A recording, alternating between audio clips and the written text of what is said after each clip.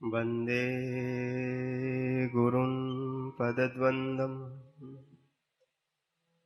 भक्तवृन्दसमन्वितम्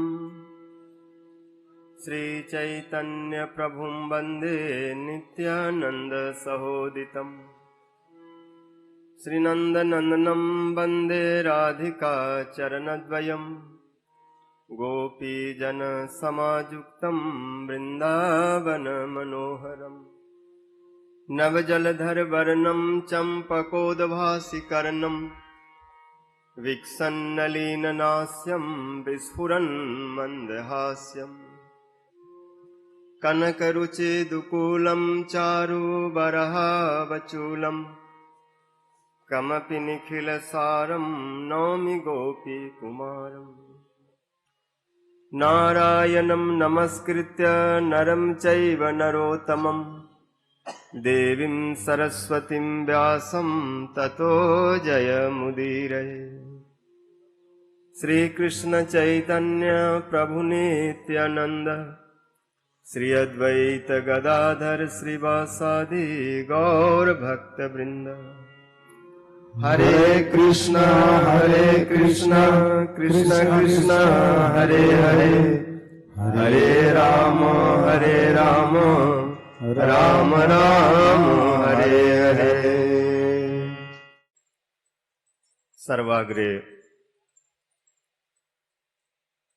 मध्य गुरुपाद पद्म नितला पृष्ठोम विष्णुपाद अष्टोत्तर सत श्री श्री भक्ति जीवन जनार्दन गोसाई महाराज नितला पृष्ठोम विष्णुपाद अष्टोस भक्ति वेदांत नारायण गोसाई महाराज नितला पृष्ठोम विष्णुपाद अष्टोत्तर सर भक्ति प्रमोदपुरी गोस्वामी महाराज तथा समस्त रूपानुगुरु वर्गों के चरणों में अनंत कोटि दंडवत प्रणाम करते हुए हैत की कृपा की प्रार्थना करते। उपस्थित समस्त वैष्णव जन मातृजन सभी के प्रति यथाजोग दंडवत अभिवादन। नारद जी ने कहा कि हे भगवान, मेरा इस उदासीनता का कारण है मैं पृथ्वी लोक में गया था, यह जान करके या मान करके कि पृथ्वी जो है सर्वोत्तम स्थान है, जहां पर गंगा, हरिद्वार, बद्रीनाथ, केदारनाथ, उधर रामेश्वरम, श्रीरंगम, सेतु बंधनम इत्यादि, जगन्नाथ, गंगा सागर आदि, गया, काशी, कई वृंदावन, मथुरा, कई स्थान है जिनका दर्शन स्पर्श जीव धन्य हो जाता है। तब इन तीर्थों में भ्रमण करते करते सर्वत्र विचरण कर रहा था, लेकिन कहीं पर भी मन को शांति नहीं मिल रही थी, संतोष नहीं मिल रहा था। जहां भी देख रहा था सब उल्टा दिखाई पड़ता था।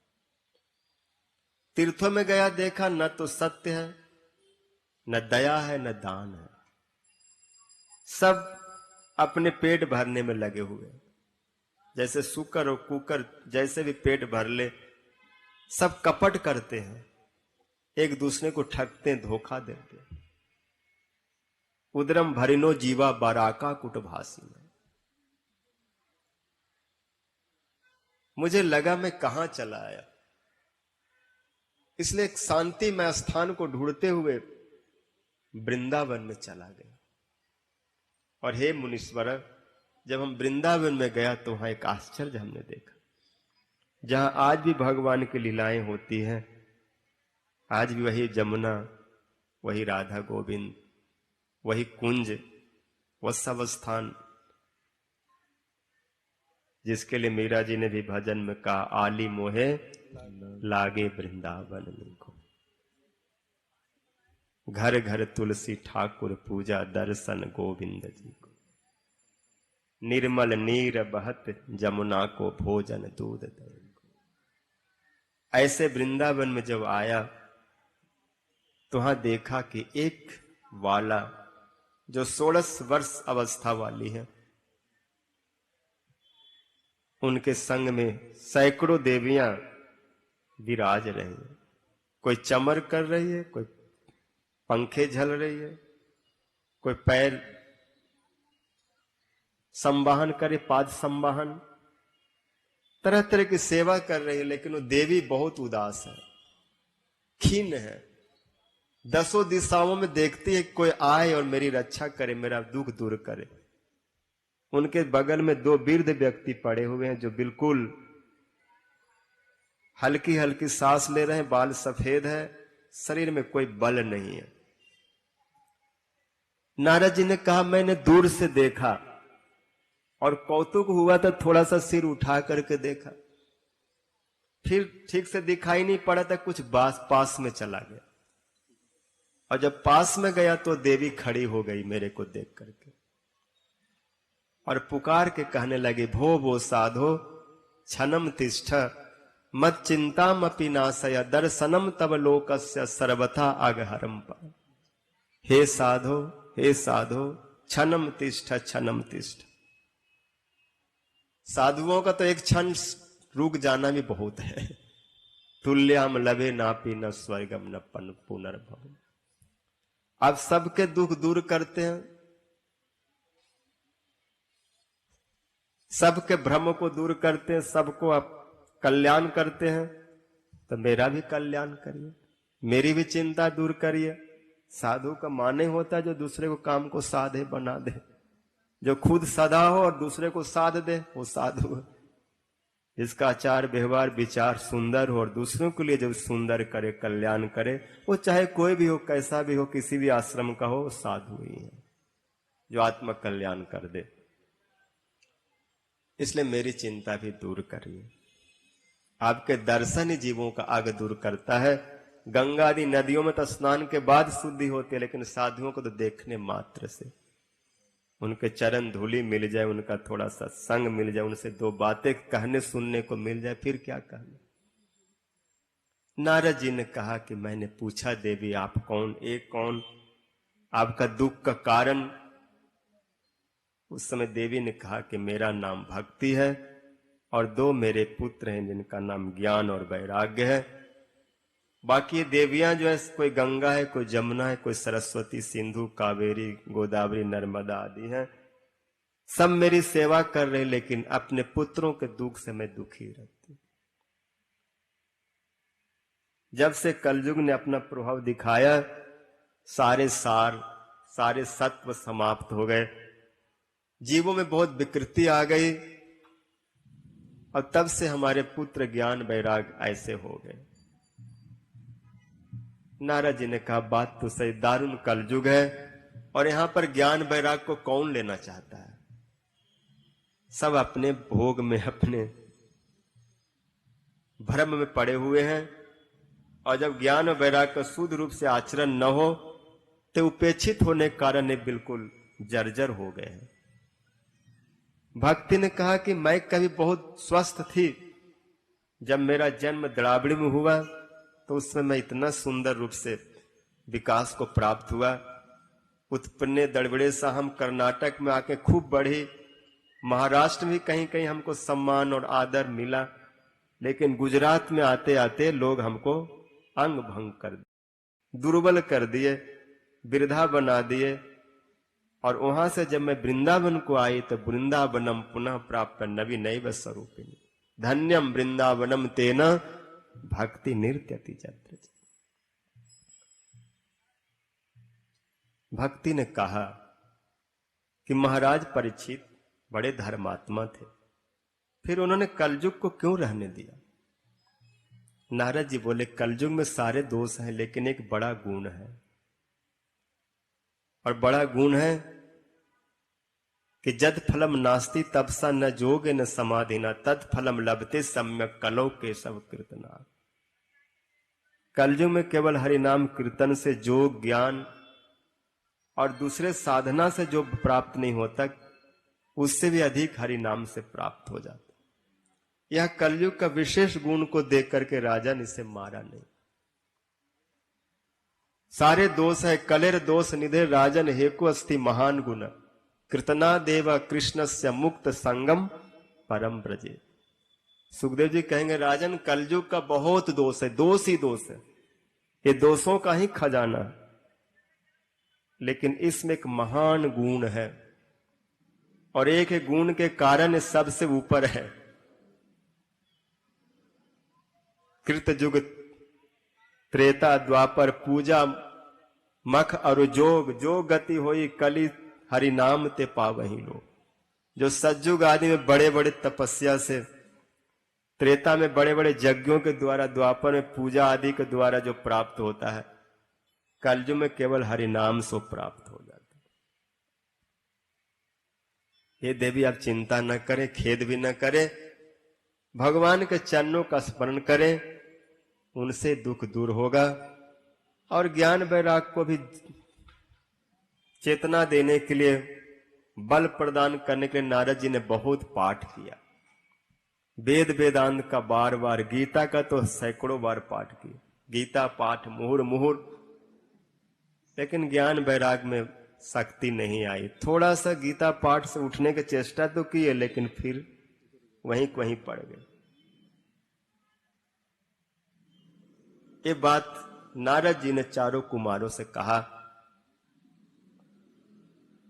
और बोला, हम भक्ति देवी को संतमना देकर आए। वो बहुत रो रही थी, कह रही थी कि हे नारद, आप तो ब्रह्मानंदन हैं, आपकी कृपा से कयाधु नंदन प्रहलाद ने माया पर विजय पाई, ध्रुव ने ध्रुव पद को पाया, तब हमारा क्या कल्याण नहीं कर सकते? इसलिए मैंने उन्हें वचन दिया है, और उसमें आकाशवाणी भी हुई कि ज्ञान वैराग और भक्ति को पुनः स्थापना चाहते हो तो इसके लिए सत्कर्म करो। अब सत्कर्म तो बोल दिए, लेकिन वो क्या है मुझे पता नहीं। लोगों से पूछा तो लोग भी कहते, जब आपको ही पता नहीं तो हम कैसे बताएं। ये सुन करके चारों कुमार बोले, नारद आप चिंता को दूर करो। हे देवऋषि, हर्षम चित्ते समावह उपायो साध्य साध्वत्र वर्तते पूर्व एवं मां चिंता कुरु देवर से हर्षम चित्ते समावह। हे नारद जी, आप चिंता मत करो, प्रसन्न हो जाओ, हर्ष मन में लाओ। उपाय तो पहले से है, आप भी जानते हैं, लेकिन बात ऐसी है कि किसी वैद्य को, किसी डॉक्टर को उपाय पता है, लेकिन अपना इलाज खुद नहीं करता। क्या आप नहीं जानते, जब व्यास जी सारे उपनिषदों का, पुराणों का, महाभारत आदि का प्रणयन के बाद ऐसे डूब रहे थे अज्ञान के समुद्र में कि मैंने कुछ किया ही नहीं, तब आपने क्या कहा था? ध्यान के द्वारा भगवान के नाम गुण लीलाओं का चिंतन करते हुए भागवत का वर्णन करो, जिसको सुन करके जीव भगवान के चरणों में दास सख बात्सल आदि जो भाव उसको प्राप्त करे और शाश्वत भगवत सेवा को प्राप्त करे। अगर जीव को शाश्वत गति नहीं आप प्रदान कर सकते, दान धर्म और ऐसे में उलझा देंगे जन्म मृत्यु में, तो उससे जगत का क्या कल्याण होगा? तो आपकी बातों को सुन करके, कथाओं को सुन करके व्यास जी जिस भागवत की रचना की, बस उसका कथा आप भक्ति देवी को सुना दो। ज्ञान वैराग ऐसे नाचेंगे, ज्ञान वैराग भक्ति नहीं, भगवान भी नाचेंगे, भक्त नाचेंगे, सब नाचेंगे। नारद जी बोले, कह तो ठीक रहे हो, लेकिन समझ में नहीं आ रही है, थोड़ा सा तर्क दे करके उदाहरण के साथ समझाइए। हमने वेद का पाठ कर दिया, उपनिषद का पाठ कर दिया, गीता का पाठ कर दिया, फिर भागवत क्या उससे अलग कोई वस्तु है? कुमारों ने कहा कि भागवत अलग वस्तु नहीं है, लेकिन अलग नहीं होने से विलक्षण तो है। और विलक्षण उत्तम उसी प्रकार से है जैसे वृक्ष है। वेद को क्या कहा गया? वृक्ष, निगम कल्प तरोर। और वृक्ष का दूसरा स्वरूप है फूल। कोई पेड़ है तो उसमें फूल लगता है।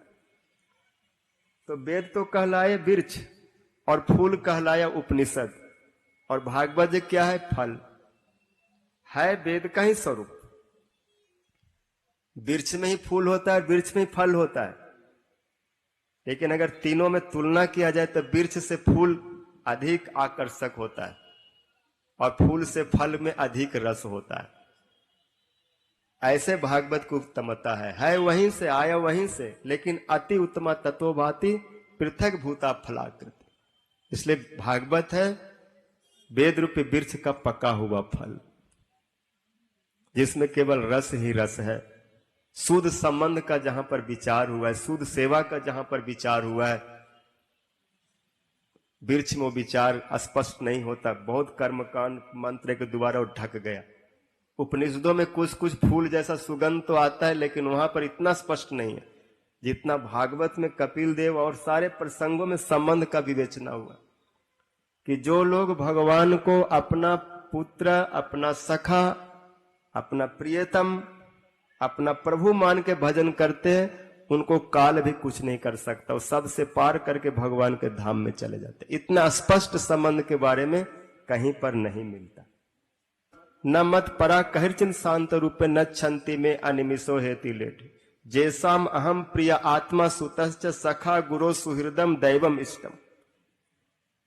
जो मेरे परायण, मेरे भक्त, जिनका मैं सखा हूं, जिनका मैं पुत्र हूं, जिनका मैं प्रियतम हूं, जिनका मैं प्रभु हूं, उनको कभी नाश नहीं होता।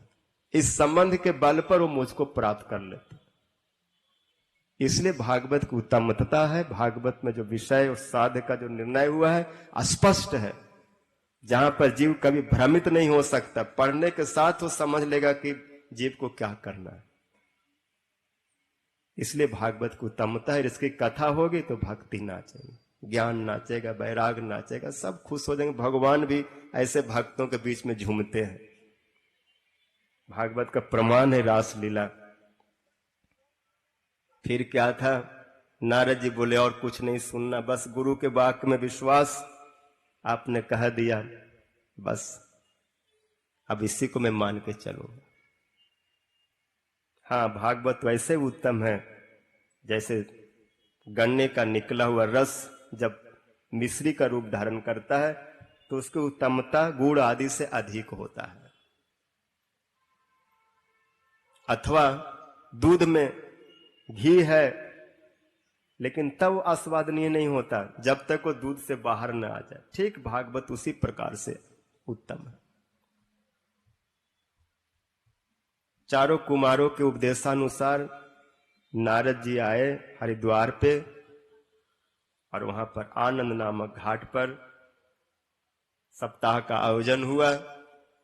देश देशांतर में निमंत्रण गया और सब ऋषि महर्षि साधु महात्मा शिष्य उपशिष्य प्रशिष्यों के साथ पराशर व्यास नारद आदि तो पहले नारद जी तो पहुंचे हुए थे, और जितने भी वशिष्ठ शरदवान मेधा तिथि देवल देवरात परशुराम विश्वामित्र सब बड़े बड़े ऋषि महात्मा शिष्यों के साथ उपशिष्यों और प्रशिष्यों के साथ उपस्थित हो गए।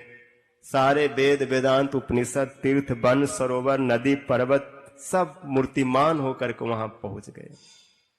हिमालय आदि पर्वत जितने सब के सब अलग अलग अपने अपने एरिया में बैठ गए हैं। भागवत का आरंभ हुआ। कुमारों ने कहा सदा सेव्या श्रीमद् भागवती कथा जस्य श्रवण मात्रेन हरिश्चित्तम समाश्रित।